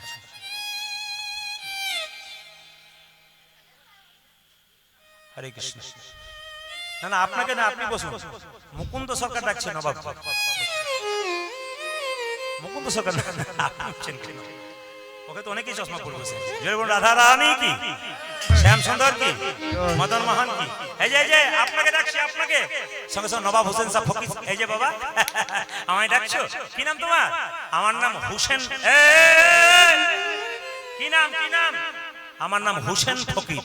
ও হোসেন ফকির, কোনো ব্যাপার নেই, হিন্দু মুসলমান কোনো ব্যাপার নেই। এক কাজ করো, কি হয়েছে তোমার? আমার পেটে যন্ত্রণা। এই দেখি দেখি দেখি দেখি দেখি দেখি দেখি তোমার জামাটা খুলো তো। মন দাও, মন দাও, কীর্তনে মন দাও। তোমার জামাটা খুলো তো। যেই না বলেছি জামাটা খুলো তো, নবাব হোসেন সাহেব মনে মনে ভাবছে আমি এত বড় বাংলার নবাব, আমাকে জামা খুলতে বলেছে। জামা আমি খুলবো, পেটের যন্ত্রণা যদি ভালো না হয় তাহলে বুঝিয়ে দেবো আমি কে। এই যে কি ভাবছো ভাই, এত এত লোক দাঁড়িয়ে আছে, ভয়ে মুকুন্দ সরকার জামাটা খুলেছে। এবার মাটির বারান্দাতে গড়াগড়ি দাও। যেই না মাটির বারান্দাতে গড়াগড়ি দিয়েছে, অমনি মনে মনে ভাবছে কালের কাল, বর্ষাকাল, হরিণে চাটে বাঘের গাল, নেহাত বেকায়দায় পড়েছি বলে নইলে। আরে ভাবছো কি গড়াগড়ি দাও। যেই না গড়াগড়ি দিয়েছে, চমকে দিয়ে বলছে, চমকে উঠে বলছে, মুকুন্দ কবিরাজ। বলে কি তোমার কোনো ওষুধ দেওয়া থাকে নাকি? বলে কেন? যেই না গড়াগড়ি দিলাম অমনি আমার অর্ধেকটা পেটের রোগ ভালো হয়ে গেল। ও সবাইকে দিতে দিতে এক আধটু পড়ে গেছে, তোমার কাজে লেগেছে। দেখি দেখি দেখি হা করো তো। যেই না আসল ওষুধটা দিয়েছে অমনি তার পেটের যন্ত্রণা ভালো হয়ে গেছে। আসল কথাটা কি বলুন তো? ভক্ত পদ ধুলিয়ার ভক্ত পদ জল, ভক্ত পদ ভক্ত ভক্ত শেষ হয় তিন মহাবন। সবার কাছে নিবেদন রইল, যে যেখানে বসে আছেন মন দিয়ে শুনবেন। আমি একবারে জীবন্ত ঘটনা আপনাদের সামনে বর্ণনা করে দিয়ে যাই। যারা কীর্তন শুনছেন, যারা মোবাইল ফোনে ফোন করছেন, সবাই ফোন করবেন, দরকার আছে, কিন্তু প্রয়োজন মতো করে, শব্দ না করে চুপচাপ শুনে নিন। হুগলি জেলায় আমি করোনার সময় গান করতে গিয়েছিলাম। তো তিনটে মেয়ে কলকাতা থেকে হুগলিতে ওদের বাড়িতে কীর্তন শুনতে এসছে, 4 চাকা গাড়ি। আপনাকে সব জায়গায় পাওয়া যায় না, আমাদের আত্মীয়তাই চলে এলাম। তখন করোনা ঠিক শেষ হবে, মাস্ক নিয়ে সবাই আসছে। তো তিনটে মেয়ে গোপাল তিনটেকে কোলে করে নিয়ে নামছে। একবার সত্য ঘটনা। আমার কাছে বাসায় গেল, গোপাল তিনটেকে নামিয়ে প্রণাম করলো। হরিবাসরে কীর্তন শুনতে এসে তখন দেখতে পাচ্ছি এরকম স্টেজ, তিনটে গোপালকে নামিয়ে তিনজন মেয়ে সামনে বসে আছে। বাচ্চাটা ছটফট করছে, কিন্তু উঠছে, খেলছে, তো বাচ্চাকে ধরছে, হাত তোলাচ্ছে ওই মেয়েটা। তো কীর্তন শোনার পর দেখলাম সবাই চলে যাচ্ছে, কিন্তু ওই তিনটে মেয়ে ধুলায় গড়াগড়ি দিচ্ছে। তা আমি চালাকি করে জিজ্ঞেস করলাম, আপনার এত সুন্দর শাড়ি নষ্ট হয়ে যাবে না? তোর মেয়েটি বলে উঠলো, আপনি তো বলেছেন আমার স্বামী যদি 4টা কাপড়ের দোকান থাকে, শ্মশানের চিতাতে যখন যাব একটা কাপড় আমাকে দেবে না, কাপড়ের কি দাম আছে? এই বলে তিনি গড়াগড়ি দিলেন, তিনজন মিলে। আমি জিজ্ঞেস করলাম কিছুক্ষণ পর, আপনি কি করেন, হাউসওয়াইফ? বলছে না, আমি কলকাতার কোন এক কলেজের অধ্যাপিকা। লজ্জা লাগতে হবে আমাদের, বিবেক জাগাতে হবে আমাদের। একটা কলেজের প্রফেসর, তার কত টাকা বেতন, কত গুণবতী মেয়ে, সেই মেয়েটি হরিনাম শুনে গোপালকে এনে গড়াগড়ি দিচ্ছে। আর আমাদের দেখবেন এমনিতে যদি কোথাও MA পাস করে যায়, তার দেখবেন বিরাট ব্যাপার, সে তো হরিনাম শুনবেই না। কেন? তোমরা যাও, ওসবে ভবিষ্যৎ নেই, ওসব আমি শুনবো না। এদের কাছ থেকে শিখতে হবে। খুব জীবনে আমার চলার পথে আমি বহু কিছু শিখে নিলাম। তো মেয়েটাকে বললাম যে আপনি যদি আপনি আমার চাইতে বড় ছোট না হতেন, আমি আপনাকে প্রণাম করতাম। আবার আরেকজনকে জিজ্ঞেস করলাম, আপনি কি করেন? বলছে আমার স্বামী দাঁতের ডাক্তার, আমিও দাঁতের ডাক্তার। চলে এলাম কীর্তন শুনতে, গোপালকে কোলে নিয়ে। একটা মেয়েকে জিজ্ঞেস করলাম, খুব কম বয়স, তুমি কি করো? কলকাতায় কোনো বিউটি পার্লারে আমি কাজ করি। বললাম আমিও তো বিউটি পার্লারে কাজ করি। আপনি কখন করেন? কীর্তনে ফাঁকে? বললাম না, কীর্তন চলতে চলতে। বললাম কিরকম? তুমি তো বিউটি পার্লারে কাজ করে মেয়েদের বাড়িটা সুন্দর করার চেষ্টা করো, আর আমি হরিনাম নামক বিউটি পার্লারে কাজ করে ভক্তদের হৃদয় মন্দিরটাকে ভালো করা। আপনি যত কীর্তন শুনবেন, আপনার বাইরে ভালো হোক আর না হোক, আপনার ভেতরটা কিন্তু ভালো হতে হবে। মা শারদা বারবার বলেছেন যে নিজের দোষগুলো কেউ যদি একবার জানতে পেরেছে, সে অন্যের দোষ জীবনে কোনোদিন ধরবে না। কিন্তু দেখবেন অন্যের দোষ ধরে ধরে আমরা নিজের দোষের বোঝাটাকে এমন বাড়িয়ে দিয়েছি যে আমরা নিজেকে মনুষ্যত্ব থেকে অনেক দূরে রেখে দিয়েছি। তাই আগে আপনার দোষটা না ধরে আপনার দোষটাকে ধরুন, যে আপনার কি কি দোষ আছে, দেখবেন আপনি জীবনে সুন্দর হয়ে যাবে। একটা সুন্দর কথা আমি আপনাদের বলে যাই, এই মুহূর্তকালে একটা ছোট্ট মেয়ে, তার বয়স কত? ছোট্ট মেয়ে বলতে 25 বছর বয়স। সেই মেয়েটা কলকাতায় চাকরি করে আমাকে কীর্তন করালো। তো বলছে আমি কানাই বলাইয়ের মা। সবাই বলে কানাই বলাইয়ের মা কীর্তন করাচ্ছে। তারপর কানাই বলাইয়ের মাকে, মেয়েটি এলো, 25 বছর বয়স, এখন বিবাহ হয়নি, কানাই বলাইকে কোলে করে নিয়ে এসছে। বলছি ইনাদের জন্য তো উৎসব, এটা আমার দুটো সন্তান কানাই আর বলাই। তো বিরাট অনুষ্ঠান করাচ্ছে। জিজ্ঞেস করলাম তুমি কি করো? ও ইঞ্জিনিয়ারিং পাস করে কলকাতায় একটা ভালো জায়গায় পোস্টে আছে, ফ্ল্যাট ভাড়া করে। বলছে আমি কানাই বলাইকে সেবা দিই, তারপর আমি কাজে ডিউটিতে যাই, আবার সন্ধ্যাবেলায় এসে সেবা দিই। তার মানে এদের কাছ থেকে শিখতে হবে, একটা মেয়ে চাকরি করছে, সেও কৃষ্ণ ভক্ত, সেও ভজন শিখেছে। আর আমরা সামান্য একটু সংসারে কাজ করতে করতে একবার ভগবানকে ভজনা করতে পারি। কিন্তু মাথায় রাখবেন, আপনারা ভগবান ভজন করবেন কেন? একটা বাচ্চা ছেলে জন্ম নেবার পর কি খাবে আপনারা কে ভেবেছেন? মায়ের স্তন দুধে আমার মধুভাণ্ড দিয়েছে, পৃথিবীতে আর কোথাও নাই। এটা কে দিয়েছে বলুন তো? ভগবান দিয়েছে। মায়ের দুধটা খুব গরম নয় যাতে বাচ্চার জিভ পুড়ে যাবে, মায়ের দুধটা খুব টক নয় যাতে বাচ্চার অম্বল হয়ে যাবে, মায়ের দুধটা খুব ঠান্ডা নয় যাতে বাচ্চার সর্দি লেগে যাবে। নদীতে দিলেন জল, গাছে দিলেন ফল, তিনি আমাদের জন্য এত কিছু দিলেন, আমরা তার জন্য কি দিলাম? এই বিবেকবোধ যার আছে তার মনুষ্যত্ব জেগেছে, আর এই বিবেক এখনো যার জাগ্রত হয় নাই, সে যেমন কার তেমন। মুকুন্দ সরকার যে না বলেছে, কি গো তোমার পেটের রোগ ভালো হয়ে গেছে তো? সঙ্গে সঙ্গে নবাব বলে উঠলো মুকুন্দ। মুকুন্দ বলে উঠলো, কার এত বড় সাহস যে আমার নাম ধরে রাখছে? আমি হলাম সারা বাংলার নবাব হোসেন। নবাব আপনি? হ্যাঁ, আমি তোমাকে পরীক্ষা করতে এসেছিলাম, তুমি কত বড় কবিরাজ। সত্যি তুমি বড় কবিরাজ। আচ্ছা তোমাকে এখানে রাখবো না, তুমি আমার মালদায় চলো, গৌড়ে তোমাকে নিয়ে যাবো। রাত্রিবেলায় মুকুন্দ সরকার মহাপ্রভু মন্দিরে কেঁদে কেঁদে বলছে, প্রভু বলে প্রভু তুমি বলে বলে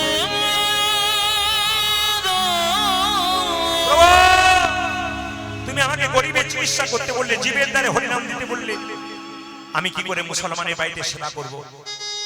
ভগবান আকাশবাণী করে বললেন, ঈশ্বর যা করে তা, এদিকে এদিকে এদিকে, ঈশ্বর যা করে তা, জোরে বলুন, ঈশ্বর যা করে তা। আপনারা ভাবছেন বলবো না, উল্টো ফল যদি হয়। আপনারা বলবেন ঈশ্বর যা করে তা। আচ্ছা বলুন তো, আপনার ছেলে মাধ্যমিক পরীক্ষা দিয়েছে, নিয়ে বিরাট বড় ফেল করেছে, আমি গিয়ে বলি আপনার ছেলে ফেল করেছে, ভালো করেছে, ভালো করেছে, আপনি কি বলবেন? বাজে বকবেন না তো?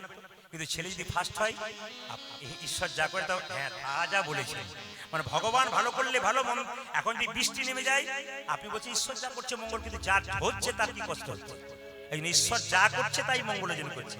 এই যে আপনারা যতটুকু ভক্ত আজকে এসছেন, ঈশ্বর যা করছে প্রত্যেকটা কিন্তু মঙ্গলের জন্যই করছে। তাই আপনারা যারা কীর্তন শুনতেছে, গল্প করছেন, ওটাও ঈশ্বর মঙ্গলের জন্য করছে। কেন? আপনার কানে হরিনাম ঢুকবে না বলে আপনি এটা করছেন, ভগবান সেটাও করছে। আর যিনি ভক্তি করে শুনছেন, ঈশ্বর তার জন্য কিন্তু মঙ্গল করছে। মায়েরা, মুকুন্দ সরকার বললো, তুমি আমার সঙ্গে যাও, কিন্তু নবাব বললো আমার সঙ্গে চলো, কিন্তু তোমার সঙ্গে একটা শর্ত থাকবে। বলে কি? তুমি কি ভগবান ভজনা করতে চাও? মুকুন্দ বললো, হ্যাঁ আমি ভগবান ভজনা করতে চাই। তাহলে এক কাজ করো। বলে কি? না তুমি কি শর্ত করতে চাও বলো। মুকুন্দ বললো, আমি তোমার বাড়ি যাবো নবাব, তিনটে শর্ত। আমাকে একটা গোপীনাথের মন্দির তৈরি করে দিতে হবে, আমি গোপীনাথের ভজন করব, আর জীবের দ্বারে চিকিৎসা করব। নবাব হোসেন শাহ তিনি ভালো মানুষ ছিলেন, নবাব হোসেন শাহ তিনি খুব ভালো মানুষ ছিলেন। তিনি বললেন, ঠিক আছে, কোনো অসুবিধা নেই, চলো তোমাকে তাই করব। এত বড় বাংলার নবাব, তাকে একটা ছোট্ট কি করলো মায়েরা, ছোট্ট একটা গোপীনাথের মন্দির তৈরি করে দিল, আর গরিবের চিকিৎসা করবার সাহায্য করলো। আর যখনই মুকুন্দ সরকার কীর্তন গান গাইছে, তখন নবাব দূর থেকে দেখছে মুকুন্দ কিরকম কীর্তন করছে। তাকাবেন আমার দিকে, মুকুন্দ কীর্তন করছে, আর দুটো মেয়ে কিন্তু হাওয়া করছে তাল পাতার পাখাতে। মনে রাখবেন, তার মধ্যে ময়ূরের পালক ছিল, আমি একটু পরে জিজ্ঞেস করবো। তাল পাতার পাখাতে হাওয়া করছে দুটো মেয়ে, ময়ূরের পালক। নবাব দাঁড়িয়ে দেখছে, আর মুকুন্দ সরকার গাইছে। বর্ধমান জেলায় যদি শ্রীখণ্ডে আপনারা যান, তাহলে দেখবেন একটা গোপীনাথের মূর্তি আছে। মায়েরা, ভগবানের যত যত মন্দির দেখবেন, সব মন্দিরে ভগবানের হাতে আসল নাড়ু আছে, কিন্তু ওখানে গেলে দেখবেন পাথরের নাড়ু আছে। তা ভগবানের হাতে পাথরের নাড়ু কেন? আশ্চর্যের ব্যাপার। ছোট্ট রঘুনন্দন একদিন গোপীনাথকে নাড়ু খাইয়েছিল, এই নাড়ু প্রসাদ কিন্তু আপনাদের সামনে আনা আছে। লক্ষ্য করুন, যারা রঘুনন্দন লীলা পড়েছেন তারা জানতে পারবেন যে রঘুনন্দন লীলাতে বলছে, আপনার বাচ্চা যদি খুব চঞ্চল হয়, আপনি বৃহস্পতিবার আপনার বাচ্চাকে স্নান করিয়ে 10টার পরে একটুখানি বাতাসা আর তুলসী পত্র, জয় গোপীনাথ বলে কপালে ঠেকিয়ে 3বার ঠেকিয়ে একটা তুলসী পত্র বাতাসা দেবেন, 1 বছর দেবেন। আপনার বাচ্চা আস্তে আস্তে শান্ত হবে, কৃষ্ণ ভক্ত হবে। আপনি গর্ব করে বলতে পারবেন যে আমার ছেলে মেয়েকে আমি কৃষ্ণ ভক্ত তৈরি করে গেলাম।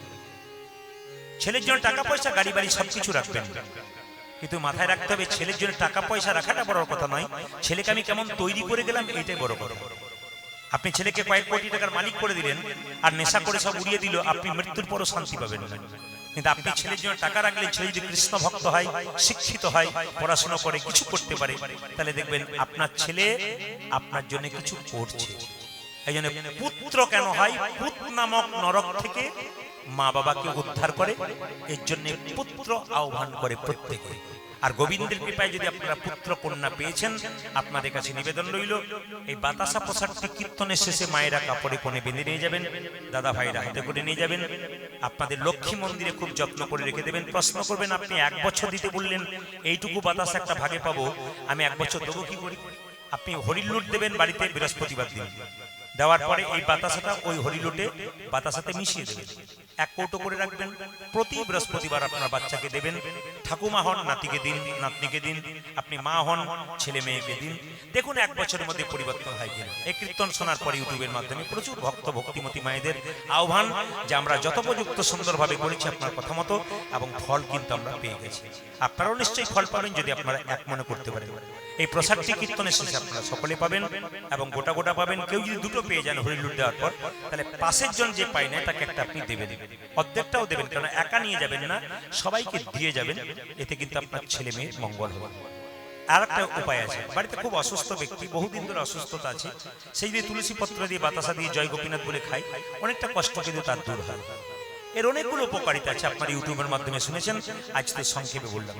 শ্রীখণ্ড গ্রামের 2 ভাই মায়েরা, বড় ভাইয়ের নাম মুকুন্দ সরকার, ছোট ভাইয়ের নাম নরহরি সরকার। আমি যে লীলাটা করব কাল সকালে, আপনাদেরকে কেউ জিজ্ঞেস করবে যে প্রদীপ বাবু কি লীলা করলেন, তাহলে আপনারা কি বলবেন? লীলাটির নাম হলো ভক্ত রঘুনন্দন। 5 বছর বয়সে একটা বাচ্চা ভগবানকে নাড়ু খাচ্ছে। আমরা যা পারলাম না, 5 বছরের বাচ্চারা পারলো কিনা? এই জন্য প্রত্যেকটি মা বাবাকে চৈতন্য হওয়া দরকার যে আমি পারলাম না, আমার ছেলে মেয়ে যেন পারে কিছু করতে। অনেক মা বাবা বলেন আমি চাকরি পেলাম না, কিছু করতে পারলাম না, ছেলে মেয়ে দিয়ে করবার কেন? তারা যেন করতে পারে। আপনাদের আশা আপনাদের ছেলে মেয়ের দ্বারা পূর্ণ করুন, আপনি আনন্দ পাবেন। আসুন, বর্ধমান জেলার শ্রীখণ্ড গ্রামের 2 ভাই মায়েরা, আমি মাঝে জিজ্ঞেস করব, বড় ভাইয়ের নাম কি? মুকুন্দ সরকার। আর ছোট ভাইয়ের নাম কি? ছোট ভাইয়ের নাম কি? নরহরি সরকার। তাহলে বড় ভাই হলো মুকুন্দ আর ছোট ভাই হলো নরহরি। মায়েরা, কেউ তো কিছু করতে হবে, কর্ম তো করতে হবে। তো বড় ভাই মুকুন্দ সরকার কি করে না, তিনি কবিরাজি চিকিৎসা করেন, আর তার ভাই তার সঙ্গে কম্পাউন্ডারি করে। একদিন ছোট ভাই দাদাকে বলছে, দাদা একবার শ্রীখণ্ড থেকে নবদ্বীপ গিয়ে হয় না? তখনকার দিনে তো কোনো যোগাযোগ ব্যবস্থা ছিল না, হেঁটেই যেতে হতো। তো দাদা বলছে, হ্যাঁ রে, এতটা রাস্তা যাবি, পা ফুলে যাবে, যেতে পারবি না। ছোট ভাই বলছে, দাদা আমি শাস্ত্রে শুনেছি, সাধু মুখে শুনেছি, যদি কেউ কৃষ্ণ নাম করতে করতে রাস্তা দিয়ে হেঁটে যায়, তার রাস্তাটা অনেক সহজ হয়ে যায়। তাই চলো না 2 ভাই মিলে একবার যাই। তুই যখন বলছিস তাহলে চল। বড় ভাই মুকুন্দ সরকার তিনি কবিরাজি চিকিৎসা ছেড়ে দিয়ে কয়েকদিনের জন্য শ্রীখণ্ড থেকে চলল নবদ্বীপে শিবাসঙ্গনে মহাপ্রভুর আশীর্বাদ নেবার জন্য। আগে যাচ্ছে বড় ভাই আর পেছনে যাচ্ছে কে? ছোট ভাই। সবাই মিলে চলুন, তালি দিয়ে দিয়ে আমরা যাই বর্ধমান জেলা শ্রীখণ্ড থেকে নবদ্বীপে। কোথায়? শিবাসঙ্গনে মহাপ্রভুর কাছে কৃপা পাবার জন্য। আচ্ছা, আপনারা বলবেন, যে গাছে ফল ধরে তার ডালটা নিচের দিকে যায় না উঁচু দিকে যায়? সে বলুন। যে ঘুমাচ্ছে সে বলুন, কোন দিকে যায়? নিচের দিকে না বলুন? নিচের দিকে যায় না উঁচু দিকে যায়? একজন বলছে উঁচুর দিকে। যে গাছে ফল ধরে সেই গাছটা নিচের দিকে ডালটা। যারা ভক্ত হয় তাদের ভাবটি কেমন হয় বলুন তো? এরকম। আপনারা কীর্তন শুনতে শুনতে একবার মাঝে মাঝে আপনাদের ক্যামেরাগুলো ঘোরাবেন পেছন দিকে, এরকম করে তাকাবেন, দেখবেন কেউ উদাস হয়ে বসে আছে আর কতক্ষণ, আবার কেউ মনে মনে ভাবছে যে হ্যাঁ বেশ চলছে, চলুক। মানে মুখগুলো দেখলে আমরা তো এতদিন ধরে দেখতে পাচ্ছি, আপনাদের আসলে সবচাইতে মনে হয় কম হলো, বাকি বৃষ্টির জন্য। তাই প্রচুর ভক্তের সমাগম হয়, 8-10 হাজার 5 হাজার 6 হাজার লোকের প্রত্যেকটি আসলে হয়, ইউটিউবের মধ্যে দেখতে পাচ্ছেন। তো এখন আমি যেটুকু পেয়েছি আজকে ভগবানের কৃপায় সেইটুকু দেখতে পাচ্ছি, ঠিকই আছে, এখনো মলিন বদন কারো হয় নাই। তবে 2-4 জন কিন্তু কৃষ্ণ কেশব করতে করতে এটা কিন্তু আমি দেখে নিয়েছি। আর যে যার দেখেছি সে মনে মনে ভাবছে খালি আমার দিকে তাকাচ্ছে, ওর দিকে তাকাচ্ছে। মাস্টার মশাই তো চালাক ছেলের দিকে বেশি তাকায়, হ্যাঁ, ফাঁকিবাজ ছেলের দিকে বেশি তাকায়। জোরে বলুন রাধা রানী কি। এবার সবাই লক্ষ্য করুন, যে গাছে ফল ধরে সেই গাছটার ডালটা নিচের দিকে যায়। যারা ভক্ত হয় মায়েরা তাকাবেন, তাদের ভাবটি কিন্তু এরকম। আপনি যখন মন্দিরে যাবেন তখন মাথায় রাখতে হবে যে যদি হও নিচু তবে পাবে কিছু, নিচু হবেন তবে কিছু পাবেন, নিচু না হলে কিছু পাওয়ার চান্স নেই। দেখবেন মায়েরা, সোনার কলসি যতই দামি হোক না কেন, একজনের কাছে মাথা নিচু করতে হয়। কার কাছে বলুন তো? একটা গ্লাসের কাছে। আপনি কয়েকশো কোটি টাকার মালিক হতে পারেন, যদি বৈষ্ণব ভক্তের চরণ তলে মাথাটা নিচু করতে না পারেন, তবে আপনার জীবনে কোনো দাম নেই। আমি সেই জন্য আপনাদের বলবো, আপনার রাস্তা দিয়ে পেরোচ্ছেন, সাধু গুরু বৈষ্ণব দেখলে রাস্তা একটু প্রণাম করুন। মায়েরা যদি প্রণাম করতে পারেন, যত নত হতে পারেন, ওনাদের আশীর্বাদ যত পাবেন আপনার কৃপা হবে। বয়স্ক বাবারা রাস্তা দিয়ে পেরোচ্ছেন, যদি আপনি একটু নমস্কার করেন বা প্রণাম করেন, ওনাদের আশীর্বাদ যদি আপনার মাথায় থাকে, আপনি জীবনে অনেক কিছু করতে পারেন। বাচ্চা ছেলেকে মা রাস্তা দিয়ে নিয়ে যাচ্ছে, মন্দির দেখলেই প্রণাম করাবেন। সাধুগুরু বৈষ্ণব রাস্তা দিয়ে যাচ্ছে, আপনাকে প্রণাম, আপনি প্রণাম করাবেন। কারণ মায়ের কাছ থেকে বাচ্চা আচার শিখবে, মায়ের কাছ থেকে বিচার শিখবে। মাটি যদি হয় খাঁটি, তবে সোনার ফসল ফলে, আর মাটি যদি হয় ভালো না হয়, তবে নিতাই গৌর হইবে। তবে মায়ের দোষ একা দেব না কেন? বীজ যদি ভালো হয় গাছ ভালো হবে, মাটি যদি ভালো হয় গাছ ভালো হবে। বীজও খারাপ মাটিও খারাপ, তাহলে তো গাছ ভালো হবে না। আর বীজ ভালো আর মাটি খারাপ, সে কিন্তু নিতাই গৌর হরি বলে। এই জন্য আমি আপনাদের বলবো, দুজনই যদি ভালো হয়, কৃষ্ণ ভক্ত সন্তান তার অবশ্যই।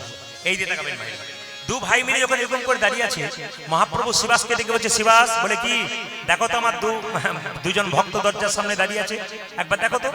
সঙ্গে সঙ্গে শিবাস গিয়ে দেখলো দুই ভক্ত। কি নাম তোমার? আমার নাম হলো মুকুন্দ সরকার, আমি বড় ভাই, আর এই যে একজন রয়েছে আমার ছোট ভাই, ওর নাম নরহরি সরকার। আচ্ছা কি জন্য এসছো? মহাপ্রভু কৃপা পাবার জন্য। মহাপ্রভু শিবাসকে দেখে বলে, শিবাস আমার আশীর্বাদ পাবার জন্য এসছে, চলো আমাকে দেখবার জন্য এসছে। ভক্ত যদি কাই মনে কোনো বাঞ্ছা করে, ভগবানের সাধ্য নাই সে বাঞ্ছা নাই করে। একই কথা মন্দিরে বারবার কেউ যদি বলেন, আপনার মনের ইচ্ছা ভগবান পূর্ণ করবে। আপনি 2-4 দিন বলবেন তা নয়, একই কথা মন্দিরে বলুন। ভগবানের কাছে ভক্ত গাড়ি বাড়ি টাকা পয়সা চাই না, কি চাই? প্রেম আর ভক্তি চাই। ভক্ত যদি কাই মনে কোনো বাঞ্ছা করে, ভগবানের সাধ্য নাই সে বাঞ্ছা নাই করে। মুকুন্দ সরকার নরহরি সরকার এরকম করে দাঁড়িয়ে আছে। তোর মহাপ্রভু শিবাসকে বলছে, এক কাজ করো, ওরা আমাকে দর্শন করতে এসছে, আশীর্বাদ দিতে এসছে, চলো আমরা দুজন মিলে যাই হরিনাম করতে করতে। মায়েরা মুকুন্দ সরকারকে যখন বলেছে 100 জন্ম কৃপা পাবে না, তখন চোখের জলে মুকুন্দ কাঁদছে। ভগবান সব সইতে পারে গো, চোখের জল সইতে পারে না। ভগবান এসে বলল, মুকুন্দ তুমি কাঁদছো? প্রভু আমার ভাইকে তুমি কৃপা করলে, আর আমাকে তুমি কৃপা করলে না। মহাপ্রভু সুন্দর কথা বললেন, মুকুন্দ শোনো, সংসারের মধ্যে যারা বড় ভাই হয়, বড় বউ হয়, তাদের দায়িত্ব সব চাইতে বেশি। মহাপ্রভুকে প্রশ্ন করলেন মুকুন্দ, কেন প্রভু? বলছে, বনের মধ্যে বড় বড় গাছগুলো যেমন ছোট ছোট গাছগুলোকে ঝড়ঝঞ্ঝা থেকে রক্ষা করে, একটা সংসারের বড় ভাই তার ছোট ভাইগুলোকে সমস্ত ঝড়ঝঞ্ঝা থেকে রক্ষা করে। এগুলো খুব শিক্ষামূলক কথা। কীর্তন শুনতে আসবেন মানে মহাপ্রভুর প্রত্যেকটা বাণী কিন্তু সুন্দর এবং শিক্ষামূলক কথা। এগুলো আপনারা জানবেন, আপনাদের জীবন সুন্দর হবে, আপনি ঘরে শিক্ষা দিতে পারবেন। মুকুন্দ সরকার যখন কাঁদছে, মহাপ্রভু বলল, মুকুন্দ তুমি কাঁদছো? হ্যাঁ প্রভু, তুমি আমায় কৃপা করলে না। বলছে, শোনো, তোমরা দু ভাই মিলে যদি হরিনাম করতে চলেছো, বাড়ির সব না খেয়ে মরবে, আর না খেয়ে মরলে কেউ হরিনাম করবে না। তাই তোমার ভাইকে আমার সঙ্গে রাখলাম, আর তোমাকে শ্রীখণ্ডে পাঠিয়ে দিলাম। শোনো মুকুন্দ, আমি তোমার মাথায় হাত দিয়ে আশীর্বাদ করলাম, তুমি কাল থেকে বাড়ি থেকে যাকেই চিকিৎসা করবে, তারই রোগ ভালো হয়ে যাবে। মায়েরা যারা রান্না বান্না ভালো না পারেন, মহাপ্রভু ভোগ লাগান না, মহাপ্রভু চরণে প্রত্যেকদিন প্রণাম করুন, আপনার রান্না ভালো হবে না। কে বলেছে? এই জন্য হাতটাকে ভালো কাজে ব্যবহার করুন, দেখবেন জীবন সুন্দর হবে। আপনি যে চোখটা সকালবেলায় খুলছেন, কাকে দেখবেন? চোখ খুলে ভগবানকে দেখার চেষ্টা করুন। সকালবেলায় কানটা যে আপনি খুলছেন, মানে ঘুম ভেঙে যাচ্ছে কানটা আপনার, আপনি সবকিছু শুনতে পাচ্ছেন, একটু হরিনাম শুনুন। হাত দিয়ে স্নান করে গোবিন্দের চরণে দুটো ফুল দিন, ভগবান একটু সেবা করুন, আপনার লাভ আছে। আপনি চলবেন, মুখ দিয়ে একটু কৃষ্ণ কথা হরি কথা বলুন, অন্তত সকালটাই দিয়ে শুরু করুন, দেখবেন আপনার জীবন সুন্দর হবে। কে বলছে হবে না? শুধু ব্যবহার করতে হবে, প্রয়োগ করতে হবে, দেখবেন আপনার জীবন সুন্দর হবে। মুকুন্দ তুমি এক কাজ করো, তোমার মাথায় হাত দিয়ে বলে দিলাম, তুমি কাল থেকে বাড়ি গিয়ে যাকেই চিকিৎসা করবে তারই রোগ ভালো হয়ে যাবে। তবে হ্যাঁ, তোমাকে আরেকটা কথা বললাম, শোনো, তুমি বাড়ি গিয়ে একটা ছোট্ট গোপীনাথের মন্দির তৈরি করো, আর জীবের দ্বারে হরিনাম দাও।